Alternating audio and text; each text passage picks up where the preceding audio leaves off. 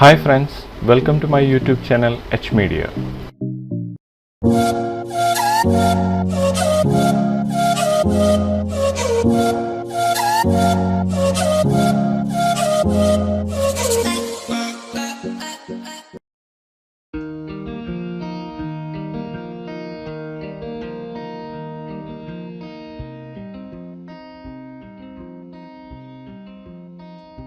Max Beginner to Advanced Tutorials in 59th lesson ആണിത്.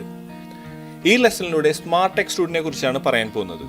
3ds Max 2022 വെർഷനിൽ വന്നിട്ടുള്ള ഏറ്റവും നല്ല അപ്ഡേറ്റ് ആണിത്.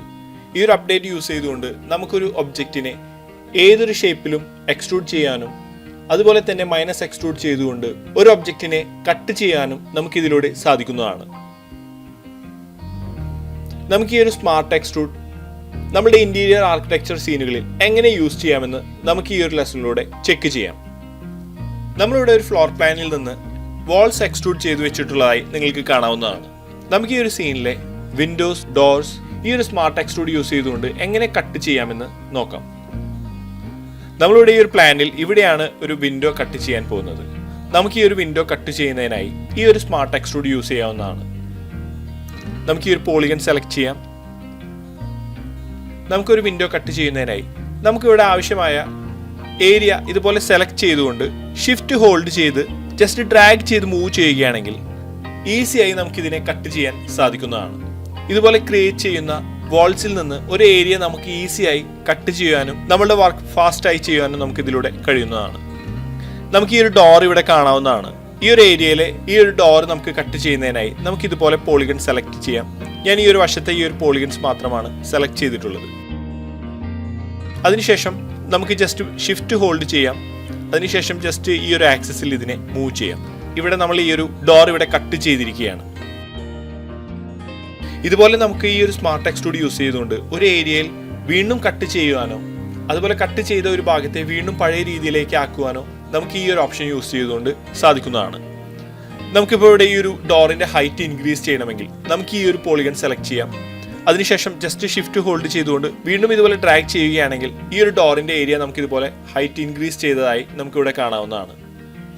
അതുപോലെ ഈ ഒരു ഡോറിന്റെ ഹൈറ്റ് വീണ്ടും പഴയ രീതിയിലേക്ക് നമുക്ക് ആക്കണമെങ്കിൽ നമുക്ക് ഈ ഒരു പോളിഗൺ സെലക്ട് ചെയ്ത ശേഷം ഷിഫ്റ്റ് ഹോൾഡ് ചെയ്തുകൊണ്ട് ഈ ഒരു പോളിഗണിലേക്ക് ഇതുപോലെ കൊണ്ടുപോവുകയാണെങ്കിൽ വീണ്ടും അവിടെ പഴയതുപോലെ ആവുന്നതാണ്.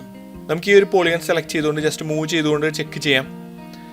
നമ്മൾ ഈ ഒരു സ്മാർട്ട് എക്സ്ട്രൂഡിലൂടെ വീണ്ടും പഴയതുപോലെ ആ ഒരു ഏരിയ നമ്മൾ സെറ്റ് ചെയ്തിരിക്കുകയാണ്. ഇതുപോലെ നമുക്ക് ഈസിയായി ഏതൊരു ഷേപ്പിലും നമുക്കൊരു ഒബ്ജക്റ്റിനെ കട്ട് ചെയ്യാനോ അതിൽ ചേഞ്ചസ് വരുത്തുവാനോ ഈ ഒരു ഓപ്ഷൻ നമുക്ക് യൂസ് ചെയ്യാവുന്നതാണ്. അടുത്തായി ആർച്ച് രീതിയിൽ നമുക്ക് ഈ ഒരു വാളിലേക്ക് ഒരു വിൻഡോ സെറ്റ് ചെയ്യണമെങ്കിൽ നമുക്ക് ഈ ഒരു സ്മാർട്ട് എക്സ്ട്രൂഡ് യൂസ് ചെയ്യാവുന്നതാണ്. നമുക്ക് എങ്ങനെ ഈ ഒരു സ്മാർട്ട് എക്സ്ട്രൂഡ് യൂസ് ചെയ്തുകൊണ്ട് ഈ ഒരു വാളിൽ ഒരു ആർച്ച് ടൈപ്പ് വിൻഡോയുടെ ഒരു സ്പേസ് കട്ട് ചെയ്യാമെന്ന് നമുക്ക് നോക്കാം. ഈ ഒരു വാൾ കട്ട് ചെയ്യുന്നതിനായി നമുക്ക് ഈ ഒരു മോൾഡിംഗ് സെലക്ട് ചെയ്തുകൊണ്ട് ഐസൊലേറ്റ് ചെയ്യാം. ഇനി നമുക്ക് ഫ്രണ്ട് വ്യൂയിലേക്ക് വരാം. നമുക്ക് ഈ ഒരു വോൾ മോൾഡിങ്സിന്റെ സെന്ററിലാണ് ഒരു ആർച്ച് വിൻഡോ കട്ട് ചെയ്യേണ്ടത്. അപ്പോൾ അതിനായി നമുക്കൊരു റെക്റ്റാങ്കിൾ യൂസ് ചെയ്തുകൊണ്ട് ഒരു ആർച്ച് വിൻഡോ നമുക്ക് ക്രിയേറ്റ് ചെയ്യാം. നമുക്ക് ആ ഒരു ഷേപ്പ് ക്രിയേറ്റ് ചെയ്യാം. അതിനായി റെക്റ്റാങ്കിൾ ആണ് ഞാൻ യൂസ് ചെയ്യുന്നത്. നമുക്ക് റെക്റ്റാങ്കിൾ യൂസ് ചെയ്തുകൊണ്ട് നമുക്ക് വേണ്ട സൈസിൽ ഒരു ഷേപ്പ് ക്രിയേറ്റ് ചെയ്യാം.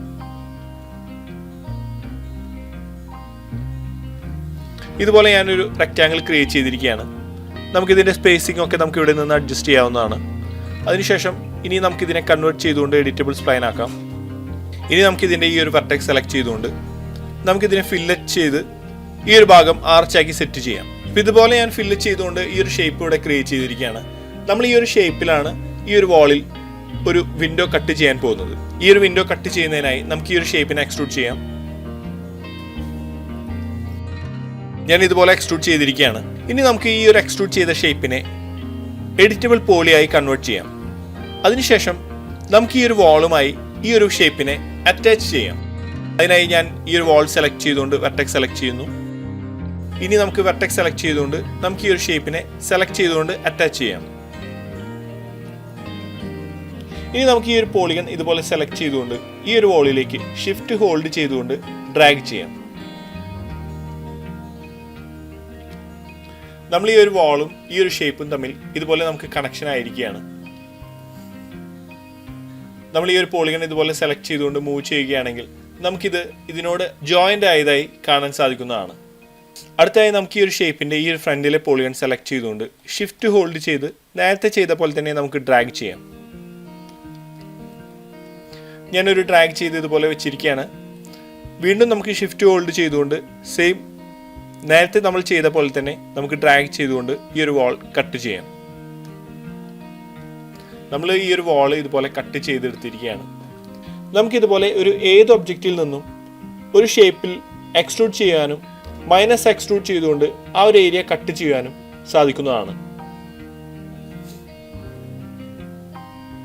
ഇതുപോലെ നമുക്ക് ഏത് ഒബ്ജക്റ്റിലേക്കും ഈ ഒരു സ്മാർട്ട് എക്സ്ട്രൂഡ് യൂസ് ചെയ്യാവുന്നതാണ്.